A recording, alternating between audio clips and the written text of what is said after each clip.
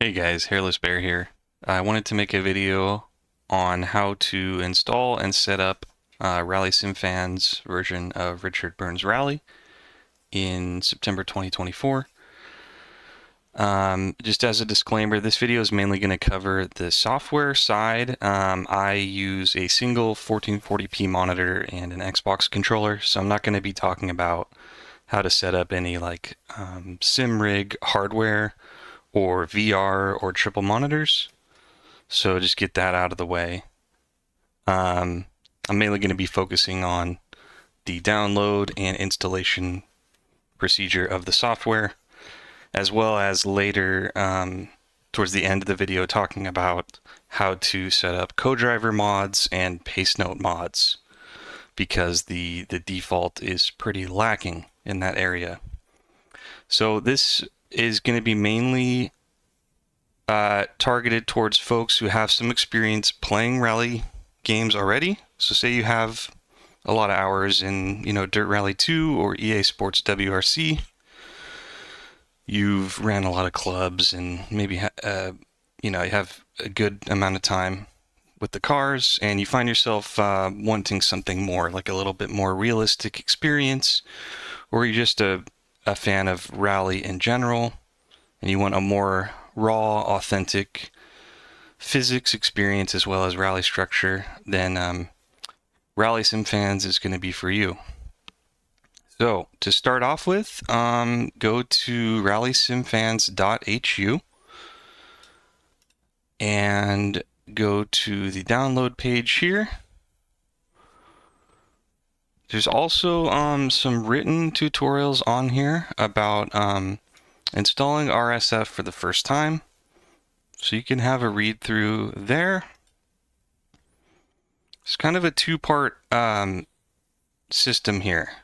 First off, you need to download the torrent file.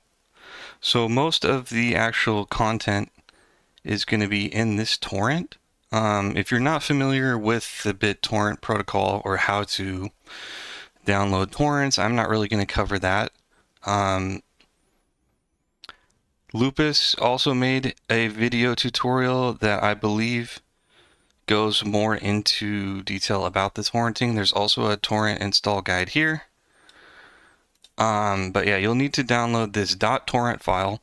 Open it in your torrent client of choice. I'm actually seeding it right now.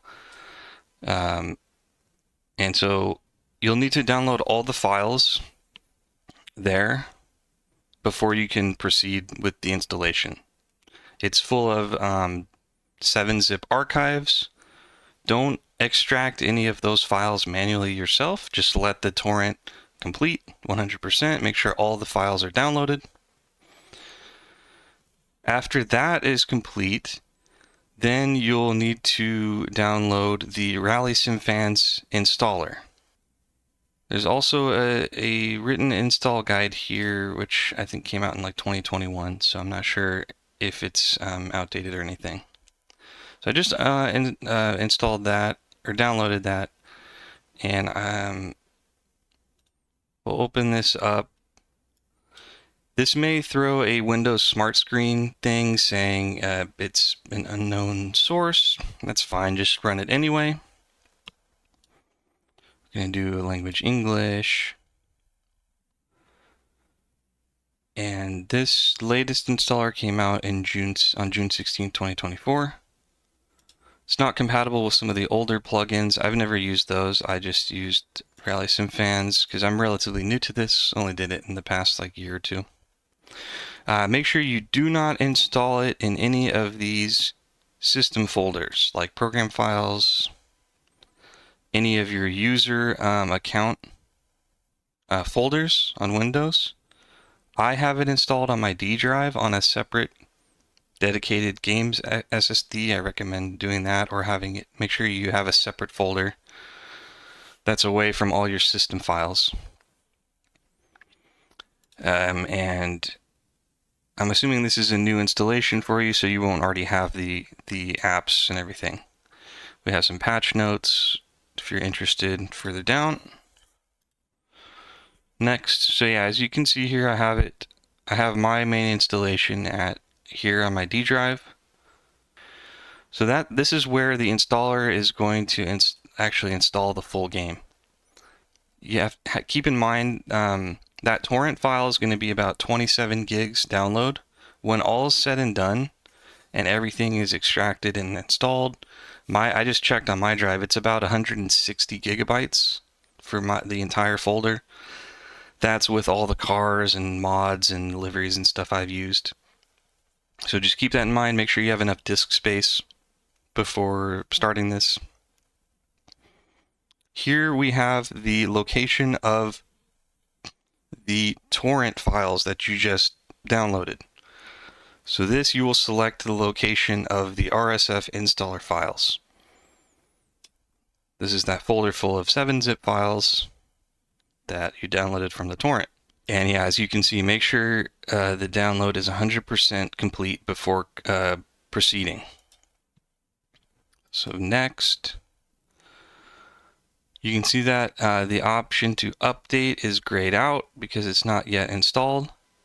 If you did already have it installed, this would be the method for updating. I can cover that later. We'll focus on the new install. Make sure you select full installation.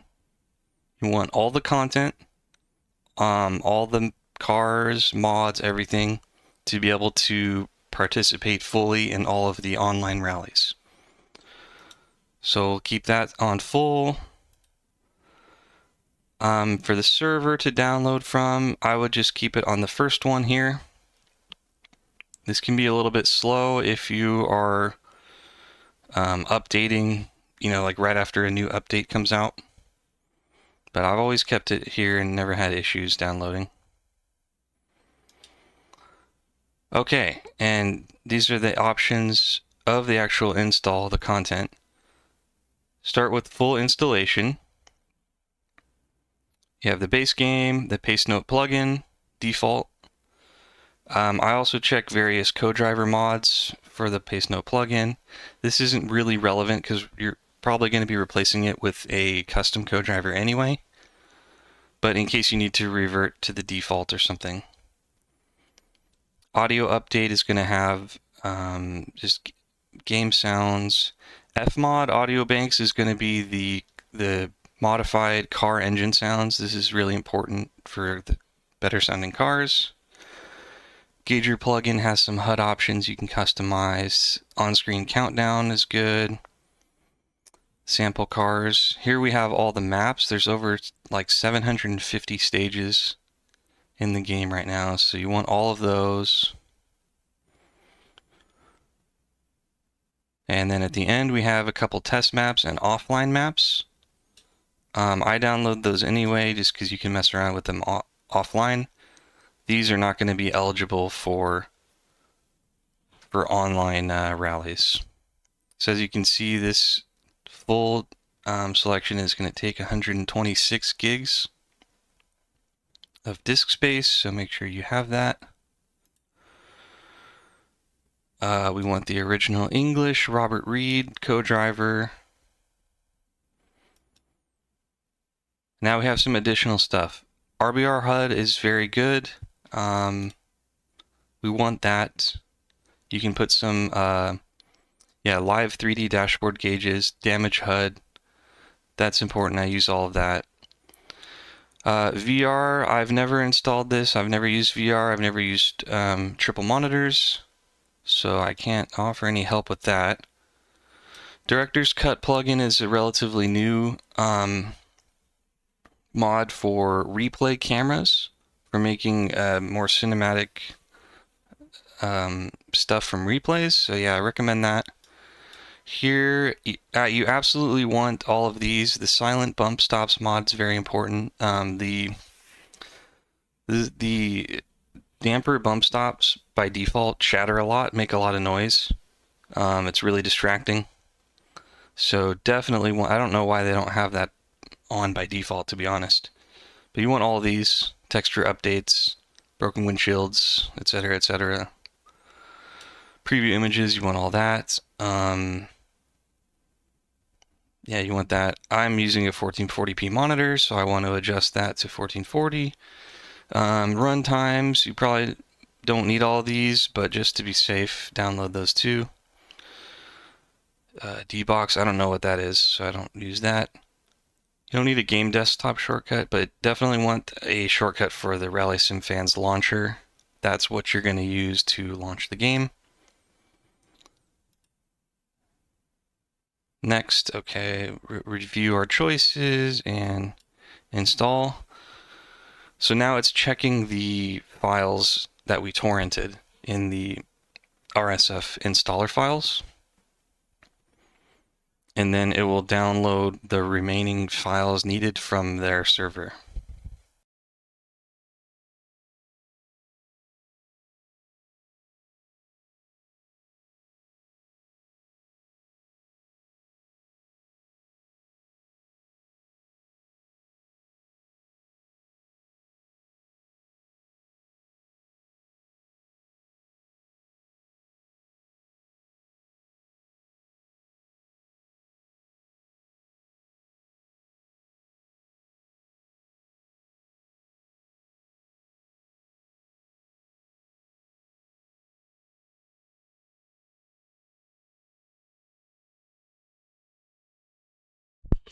Okay, so the RSF installer completed. It takes a while for all the downloads and installs for everything, so just be patient. Let it do its thing. Okay, here we go. So we have the RSF Launcher. Step one, make sure you toggle on the advanced options here. There's some important settings that we need to see. Obviously, I have VR and triple screens toggled off because I don't use those. I'm sure you can find help elsewhere. There's tooltips on pretty much everything here. If you mouse over and leave it there for a couple seconds, they're super helpful. So, step one is Rallysimfans. You want to create an online rally account. That's how you this is required in order to participate in any of the online events. So if you click to register, it'll take you, I guess, just to the main site. So you'll want to go over here to register on the left. It'll take you to the forum. I'm already logged in, but if I wasn't, then you would just see a simple username and password registration here. So you do that. You'll have your login. I recommend doing auto login, so every time you open the game, it'll automatically log you in. As far as the in-game menu, check all these. RSF is technically a plugin within Richard Burns Rally, so this will automatically navigate you through the plugin menus to the RSF main menu. I like transparency so you can see the backgrounds. Override RBR driver name, I would recommend turning this on and putting your account name in here. If you don't, it uses Mulligatawny by default. That was like a placeholder for the mod, I think years ago when it was earlier in development. So this is, you can override this, so when you, like, at the start of a stage, it'll say Hairless Bear, get ready, instead of Mulligatawny, get ready. I have Keep RBR Alive in Background turned on because I tab out a lot, so it'll keep the game running. These ones here you might want to have unchecked while you're new and you're still learning some of the mechanics of the game. Like if the car is stopped and you need to reset for assistance, you can get a pop-up to let you know that you can do that, as well as wrong way. Like when I was new and I was still learning some of the circuit stages, I would get confused on, final laps and that kind of thing. So that can be helpful if you know you're going the wrong way as you're learning the stages. But now that I'm familiar, I have those hidden for more immersion. Replays, this is preference if you want about a race result message. You definitely want Fmod car engine sounds on.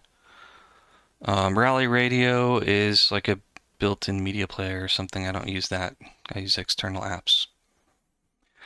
My pacenotes, these are going to be default these are going to default to the ones that are shipped with the stages. I'll go over that more in detail in a later section on how to import your own pacenotes or someone else's pacenotes. Replays, these are going to be your stage replays, so it saves all these by default. You can look through if you want to do highlights or do director's cut. You can play them here. It'll open the game and play the replay. Okay, so screen and graphics.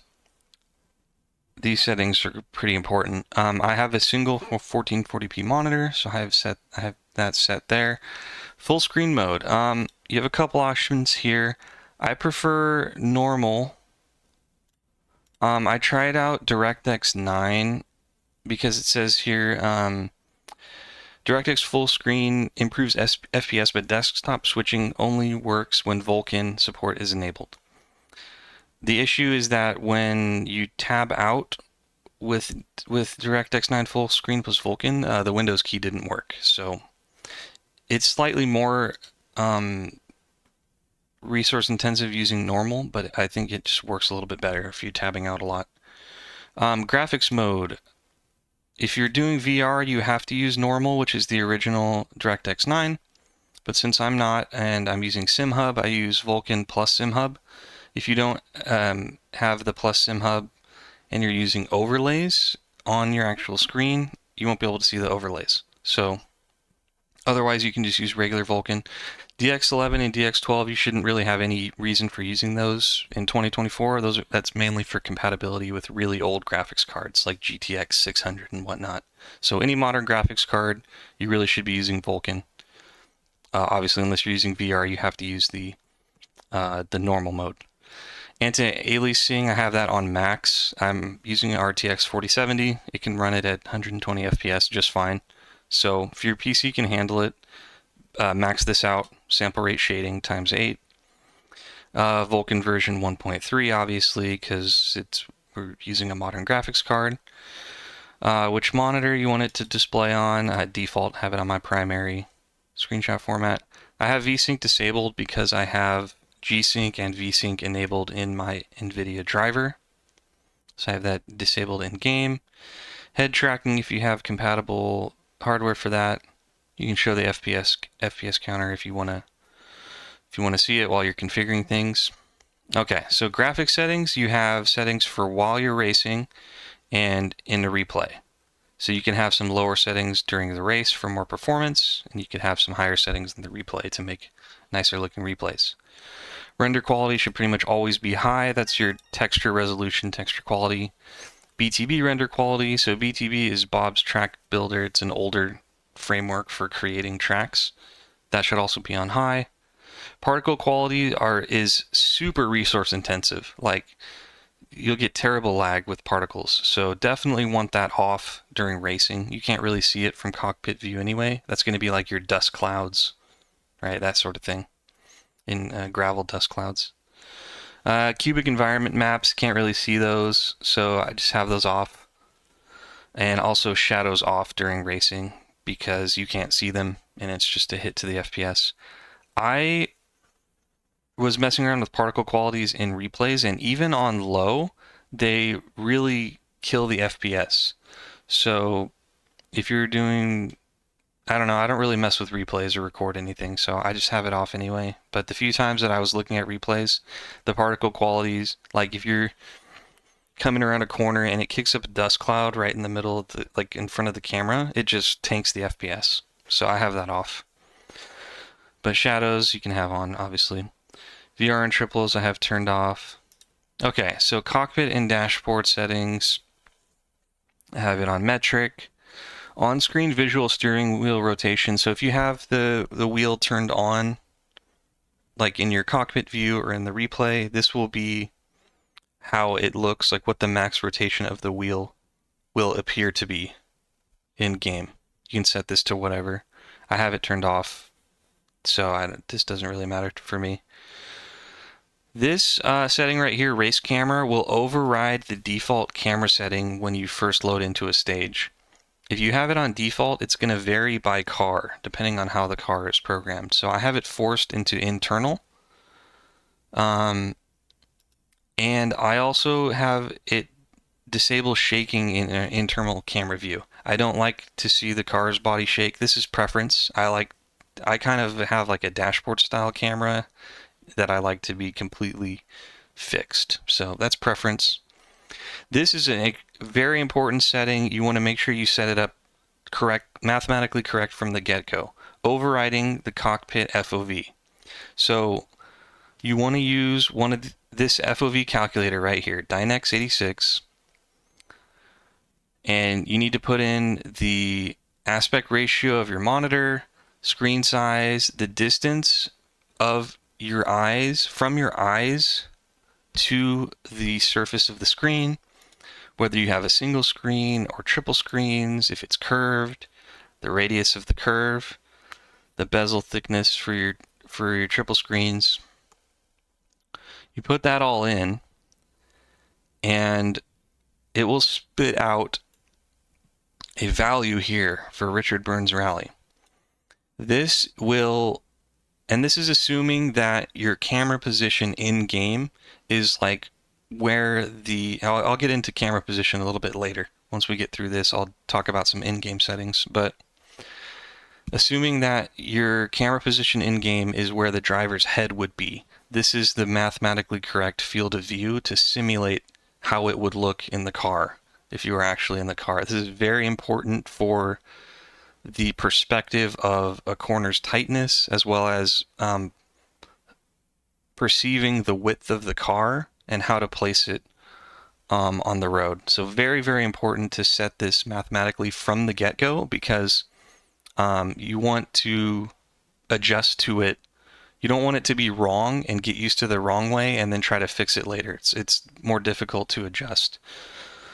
So I have my mathematically correct FOV is about 7.77, 0.78. I bumped it up slightly because I have the camera placed slightly forward on the dashboard as opposed to where the driver's head would actually be. So I compensate for that with a slightly wider field of view.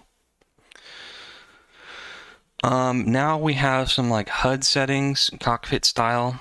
Again, you have settings for during the race and in replay. I have the steering wheel hidden, wipers on default, windscreen on default, so you can actually see the wipers and see if there's any like tint on the windscreen. It's a little more realistic there. DigiDash is going to be what shows you like your gear indicator and RPM and that kind of thing. If you mouse over it, it shows you a nice little preview. I have it on gear only because I'm using Gauger for some of the other information, you know, like RPM, etc., etc. By default, I think it's oh gosh, what's the one that's on by default? I can't really remember. Is it? It's not linear. I was using linear for a while, which is kind of, it has quite a bit of information. But I have it on gear only. If you're not using Gauger, I would recommend one that has, you can kind of go through them if you select it.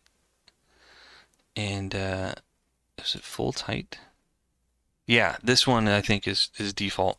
That'll have like your speed, distance, oil temp, RPM. You can't really go wrong with that one. Gauger plugin, I have this one custom config. That's kind of a long, I'm not going to really go into that right now because it's kind of a whole nother configuration thing.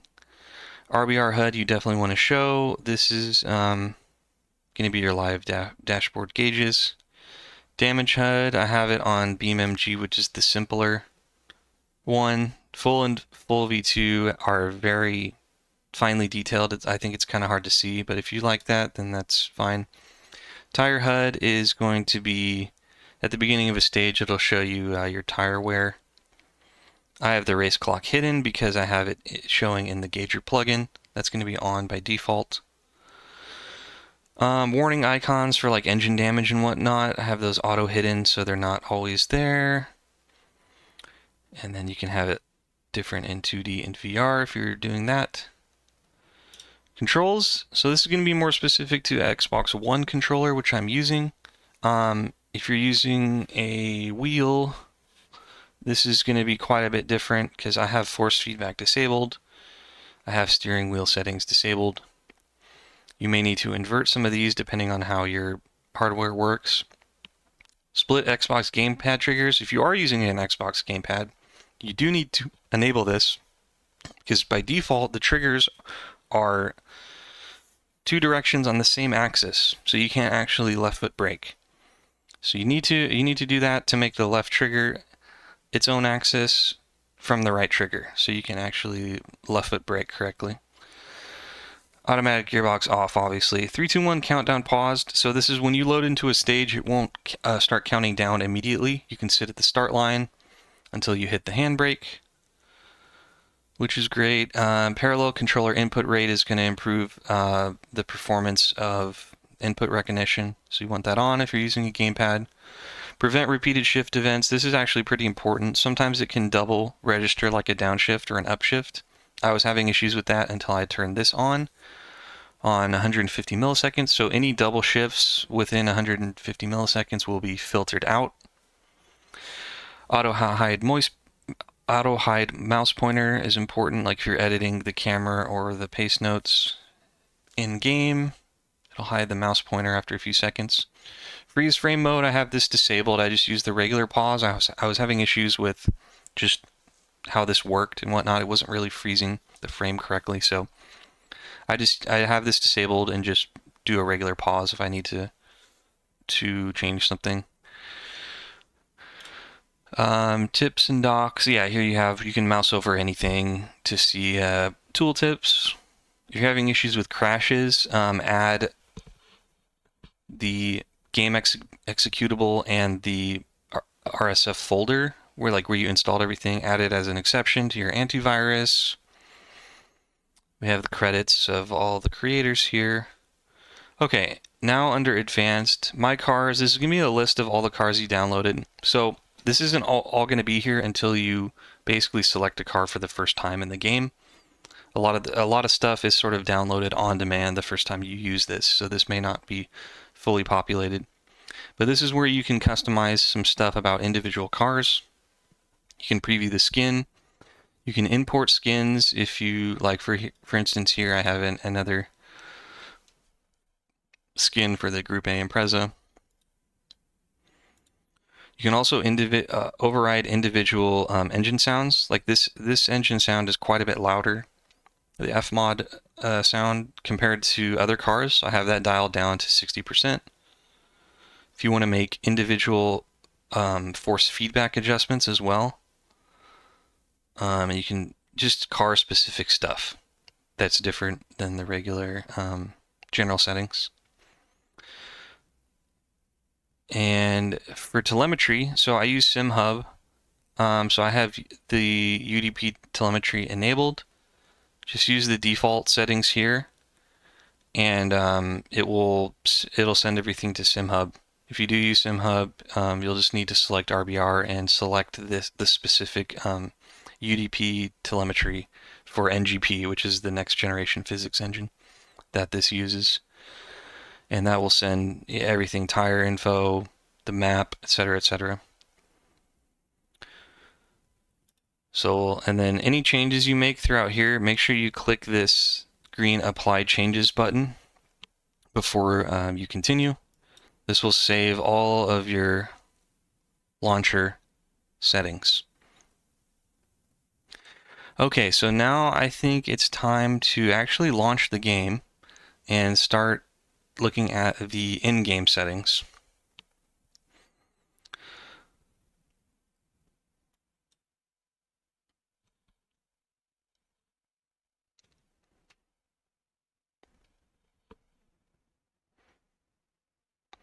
Just be patient. It takes a bit to launch after you click the launch button. Just anytime you're in a loading screen like this, try not to click or tab out or anything. Just be patient. It can want to crash. Okay, as you can see, it kind of loaded into the Rallysimfans.hu. menu real quick. By default, only keyboard works for navigating this menu. I'm going to go back and show you how to map that to like a controller or a D-pad on a wheel or some other device. There's a mod for that. So we'll hit escape twice to get back to the actual main menu. And we'll start with the main game options here, not the options within the Rallysimfans plugin. So we want DigiDash on, full, checkpoint times on, language obviously can vary. Audio, this took quite a bit of trial and error to kind of get everything how I liked it. I have the default music turned off, and this is going to be very specific, so you just kind of have to play with this until you get it how you like it. Force in-car sound off, so the sound will actually be different if you're using an external cam versus an internal cam, which is good for replays or if you want to run an external camera. Controls, this is going to be specific to controllers, so I'm not going to go over this too much. You have some basic mapping and filter settings, so I'm not going to do too much with that. Pacenotes, I have visual pacenotes off, just because they're not super specific, and so it was kind of immersion breaking, seeing symbols that didn't really match up. So I have that off just on audio only. Clock on, checkpoint times on, 3D pacenotes off as well. Call it distance. This is going to be sort of the offset of how soon the notes are called out. So I have it just maybe one tick above halfway. My language is on English. Gears, so I have some assists on here since I'm using a controller with no clutch pedal. Manual gears, obviously. I have neutral lock on so I don't accidentally shift down into neutral while I'm moving. Gear protection on as well, which prevents you from downshifting too much and over revving and damaging the engine. And then clutch help on, obviously, because I don't have a button mapped to the clutch. Now you have plugin settings. Director's Cut is going to have some there. I don't really use that. Gauge your plugin. You can test. So this is that overlay that I use in the bottom right.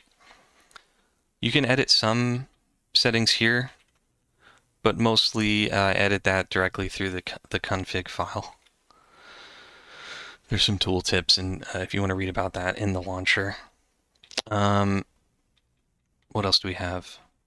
NGP, so this is just to make sure that your next-gen physics is working. This all has to be good before you can compete in online rallies.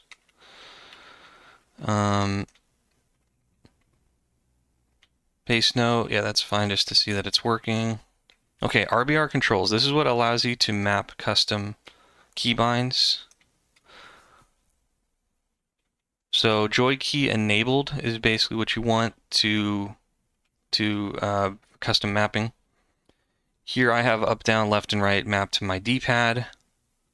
Backspace to B, enter to A, and you can also, it's also context dependent. So you can see how it says menu in the brackets on the right. That means this will only take effect in menus. So it won't affect like during the stage. Page up and page down, I have mapped to some bumpers to scroll through the rally menus easier. Call for help. You can also like see at the bottom where it says delay, instant, short, and long. So I have this set to long delay, so where I click in the right stick and hold it to call for help. It'll bring up a little meter on the screen. And then F1 by default shows your tire HUD. So I have that set to the left stick click during a race, and that will bring up a more like a detailed tire wear overlay if I want to check that mid-stage. H pattern shifter setup if you have an H pattern. I have that disabled. and then some VR hotkeys if you're using that. RBR countdown. Oh, okay. Guess there's nothing to change with that. RBR HUD, yeah, so this is the tire HUD. This will display tire wear before the stage starts in the bottom left. Car damage HUD, which will pop up and show you damage. I have it set to auto hide. Damage part table, so at the end of a stage at the top, it'll show you which parts are damaged and how much. Gauges on, obviously. Refresh rate, don't mess with that, just leave it at 0. RBR RX, this is just a compatibility thing, I think, for some of the older tracks. You don't need to mess with that. And then obviously Rally Sim Fans, the main menu. So if we go to that, you'll see this menu. You've got online rallies, time trials, practice, replays, rally school. Rally school is actually really good. I highly recommend doing the rally school to get familiar with the physics and the mechanics of this game. It was quite a bit of a change coming from like something like Dirt Rally 2 to this. And I did the rally school until I got a perfect score, and that really helped. So you got some options here within the Rallysim Fans plugin. Auto login, yes. Show splits, yes. You can show splits by class or not. I have that off. This is all preference for how you kind of want things to appear on the screen during the stage. You definitely want to download car setups, fmod banks, cache fmod banks, restore cars. Countdown paused, pace car recording. Yeah, car slot, you don't have to worry about that. That's a legacy feature that's not really relevant anymore, so don't touch that. Save the options if you make any changes. Under utilities here, you can manage individual cars. Like if you want to, like for instance, I downloaded a custom audio pack for the VW Polo R5. So if I select that, you can download custom setups. You can re-download and reset the car if you're having issues. I've never had to do that, but by default, it will not download all the setups for all the cars. You have to do that manually the very first time you use it. If you don't, you can just drive it with the default setup and it'll work. Otherwise, you either need to download the setups here or like on the car selection screen. When you go to select a setup, you have to hit edit setup. So you can see I have a custom car audio here. So you can set that if otherwise the default should be just fine. RBR controls takes you there. Track settings download, and then car cache clear if you need to clear the cache. I've never really had to do that. The only thing I've done was basically that audio, a custom audio thing. Okay, anything else here in the menus? You have your credits of the programmers who worked on this. So thanks to them for making all of this free to everybody. So let's look at a practice to kind of, because I want to talk a little bit about camera setup and some of the other things you might need to do the first time you boot this up. So select a practice. You can select your stage. There's a lot of different ways to look at it. We'll do a new stage here. You can select favorites, spacebar, so it's easier to find stuff. You can set your stage wear, conditions, etc. Car, damage. So if you go to setup here, by the first time you use this, you won't see these three setups here. You'll only see the default. To fix that, just hit edit car setup. There will be a little bit of a delay before it loads this menu, because that will download the setups. There's some presets that are already made available to everybody through the just through the game itself. Some have more than others. Once you do that, that will populate these setups. And I don't really do any tuning. I just use I use preset setups, whatever's on here. So we'll take a tarmac setup because it says a tarmac stage. You have a lot of different tires to choose from depending on the conditions. And let's load into a stage.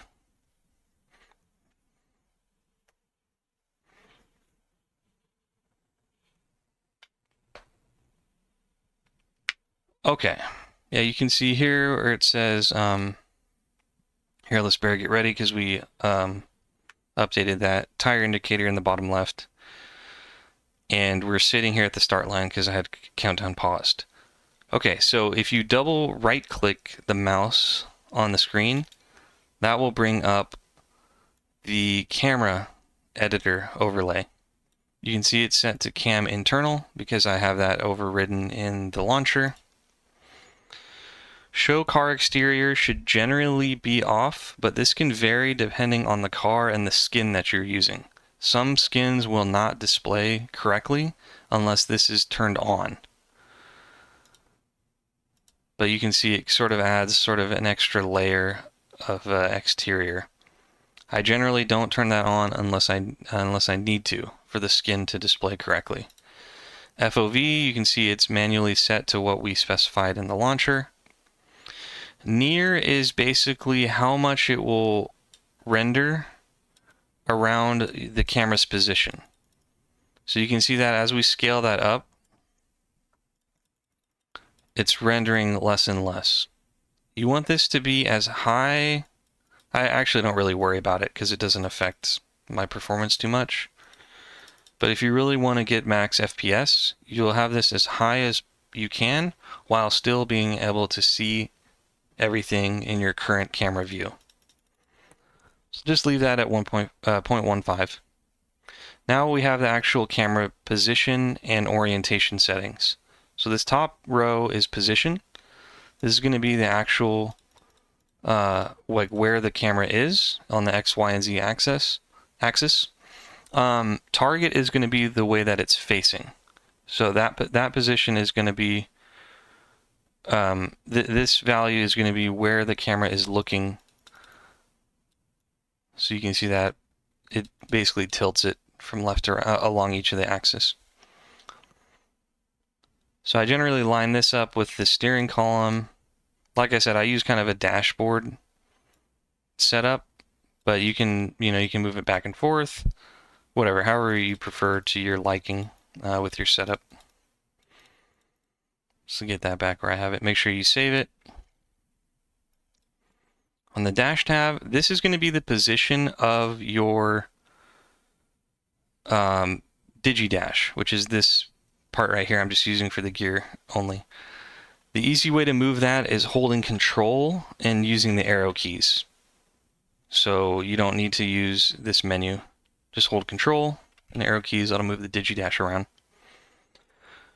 Replay, this is going to be specific camera settings when you're in a replay.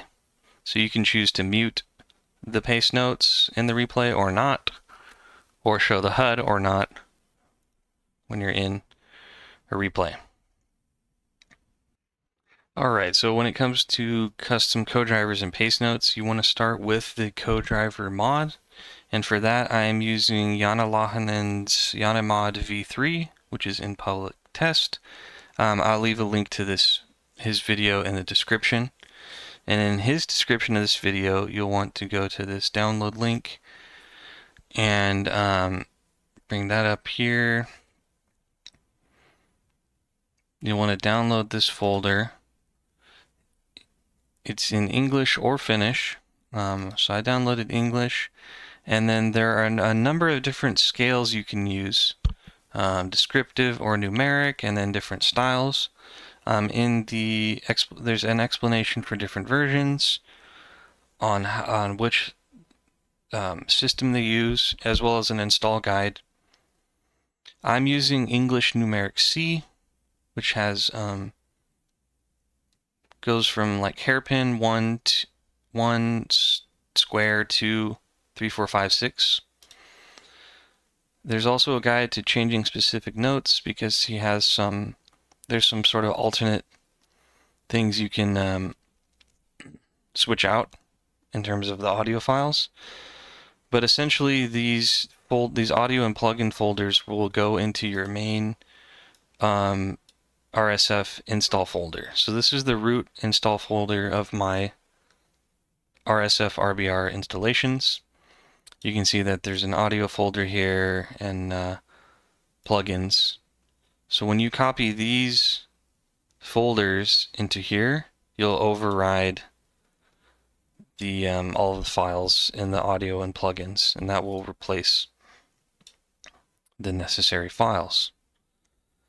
And I recommend following his install guide for more specifics and choosing which scale you want and everything. There's also an explanation of the scales here on this picture. Okay, so now you have a custom code driver, but it still has the default pacenotes that came from the stage authors. Well, Luppis is another content creator who made pacenotes that are compatible with Janne's V3 co-driver mod. So make sure that if you're using that specific co-driver mod, that you use the V3 pacenotes so they'll be compatible. There's some other co-driver mods that are compatible with V2. Like I was using the Darren Blythe co-driver for a while. And he has a website here at rbrdaren.blogspot.com. But I prefer Janne V3. So you want to go here to V3.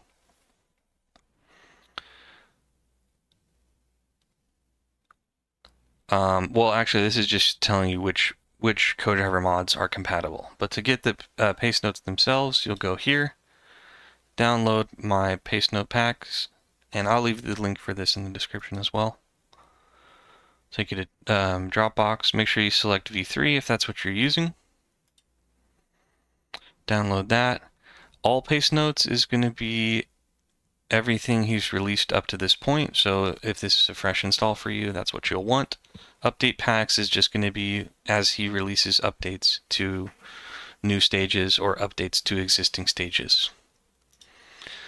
So I recommend doing pacenotes with folder structure. It's more beginner friendly. Without folder structure is if you really know what you're doing and you're handpicking stuff. And then again here, this is a plugins folder. You will just copy and paste this into your main RBR RSF install folder. The folder structure is preserved all in here. It's under NGP card menu, my pacenotes. It's going to take a while to load because there's a lot of stages. And then here's all your stages. So this is where the pacenotes for all that is stored. Plugins, NGP card menu, my pacenotes. So when you paste that, it will override all of those pacenotes. So after you've installed your custom pacenotes, you want to go back to the RSF Launcher, go to My Pacenotes, make sure that Use My Pacenotes is checked, and this is the default folder location. If you did it the way I showed, you probably don't need to change this. You can open the folder if you want to browse it. Refresh this just so it loads refreshes all the files in those folders on this menu. And then you want to scroll through every stage and make sure that latest My Pacenote is highlighted. Some of them might still be on default pacenote because as you can see, there's the default pacenote, there's the Luppis V3 that we downloaded, and then like if you edit them, it'll save another one with like a later timestamp here. So like this is an edit that I made to Luppis V3 at a later date. And so if you have latest My Pacenote selected, it'll automatically load the file with the most recent timestamp. So like for Avenus 1, for instance, you can see all the pacenote files and it'll check the timestamp and just use the most recent one automatically. So you want to just scroll through here, make sure that latest My Pacenote is selected for every single stage. You get the idea, because otherwise it might not load your fancy new pacenotes that you just installed. The best way to be notified of updates to Rallysimfans plugin is through their Discord. So I recommend joining their Discord, get notifications that way. When they release a new installer, it'll be here on the website. You'll download that and then select update through the installer, and it will, instead of like the full installation and everything, it'll only install the latest content from the previous update. You won't have to do the torrent again or anything like that. And then for Luppis pacenotes, on the download here, under V3, update packs here are, you'll just download these manually and copy any updates. Like the latest one here was just from, what, 9 or 10 days ago. There will be new pacenotes, in other words, pacenotes for stages that he hasn't created yet, and then updated pacenotes, so changes to stages that he's already done, but with some edits. And so same thing as before, download them with folder structure, copy and paste the whole folder, overwrite any files that it prompts you to. And those are really the main two things that update with any regularity. So yeah, I think that's about all I want to cover in this video. If I missed anything or if you have any questions, feel free to comment down below. Leave a like if it was helpful. So yeah, take care, y'all. Peace.